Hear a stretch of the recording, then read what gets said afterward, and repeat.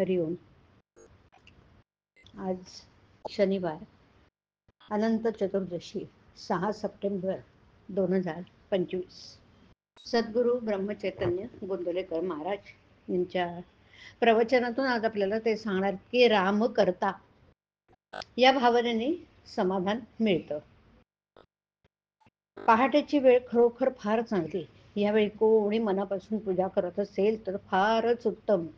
दुसरं कोणी यावेळेत झोपेत असेल, आणखीन कोणी मनोराज्य करत असेल, पहाटेपासून तो रात्रीच्या झोपेपर्यंत, मग तो राजा असो किंवा रंक असो, सर्वांची एकच धडपड चालू असते आणि ती म्हणजे समाधान मिळवायचं.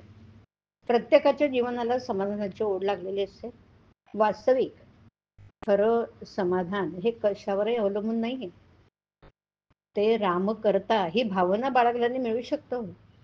समाधान मिळवायचं एक अत्यंत सोपं साधन सर्व संतांनी स्वतः अनुभव घेऊन आपल्याला सांगितलं आहे, आणि ते म्हणजे नामस्मरण. खरी तहान लागली म्हणजे सहजपणे कोणत्याही नदीचं पाणी प्यायलं तरी तहान भागते. त्याचप्रमाणे खरी तळमळ लागली म्हणजे सहजपणे नामस्मरण होऊन समाधानाची प्राप्ती होऊ शकते. पहाटेच्या वेळी केलेला अभ्यास चांगला होतो असं म्हणतात. तेव्हा या नामस्मरणाच्या अभ्यासाला आपण पहाटेपासून सुरुवात करूया.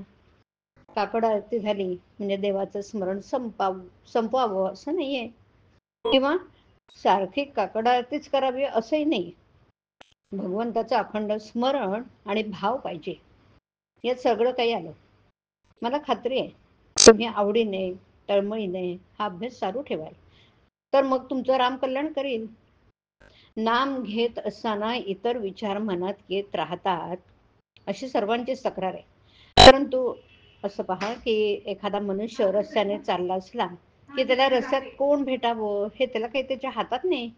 शिवाय कोणी विचारलं की तुला रस्त्यात कोण कोण भेटलं तर तो म्हणतो माझं लक्षच नव्हतं. त्याप्रमाणे आपण नाम घेत असताना या विचारांकडे दुर्लक्ष करावं. त्यांच्या पाठीमागे जाऊ नये किंवा त्यांच्याबद्दल विचार करीत वेळ फुकट घालवू नये. मला विचार विसरला पाहिजे असं म्हणून का नामस्मरण होणार? नामाकडेच जास्त लक्ष द्यावं म्हणजे विचारांचा आपोआप विसर पडतो आणि पुढे ते येईनसे होतात. एकदा वाट चुकल्यावर ती चुकीची वाट परत उलट दिशेने चालावी लागते. अगदी बरोबर. मग तो योग्य असा रस्ता आल्यावर त्या रस्त्याला लागायचं, हाच अभ्यास. आणि हे सर्व ध्येय गाठेपर्यंत चालू ठेवणं ही तपश्चर्या. ब्रह्मानंद बुवाने खरी तपश्चर्या केली. ते एवढे विद्वान, परंतु त्यांनी आपली सर्व बुद्धी रामचरणी लावली. जगातल्या इतर गोष्टींपेक्षा हे केल्याने आपलं खचितच कल्याण होईल असं वाटलं, म्हणून त्यांनी हा मार्ग पत्करला आणि त्याला सर्वस्वी मागून घेतलं. तेव्हा मोठे साधक ज्या मार्गाने गेले त्या मार्गाने आपण संशयरहित होऊन चालावं. त्यात आपलं कल्याण. नामात राहा आणि राम करता ही भावना दृढ करा. हरिओम. हरिओम तत्सत. हरिओम.